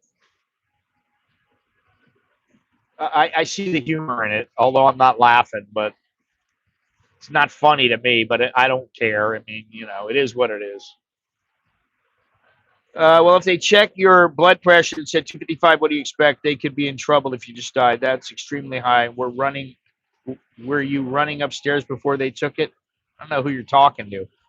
Who checked my blood pressure? My blood pressure is fine now. You got to let the bank know beforehand if you need to take out a large withdrawal. Yeah, isn't that funny? You need the money. It's your money. You have the money. Maybe you have, $500,000 spread across 5 different accounts. Well, two different accounts in the U.S. And you're like, okay, well, I need 50 grand from each account. Oh, well, you're gonna have to come back in a week. Ridiculous. It's ridiculous, really. We don't keep that much money on hand. Sure, you don't. Anyway, all right, listen. It's time to go. I gotta get out of here. I got work to do. I don't know if anybody knows where that comes from. If you don't, tune in the next time I stream and I'll tell you where it comes from. It comes from a TV show. I got work to do.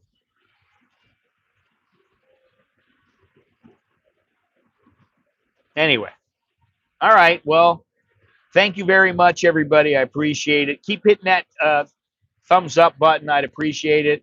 I want more thumbs up than people that came in here. I think there were 62 people at one point, which is it's all right. It's respectable. Well, you don't need to know now. Come back the next time and I'll tell you. Anyway, that's all I have. I'm Scott. I'm an American in Bangkok. I'm still in Bangkok.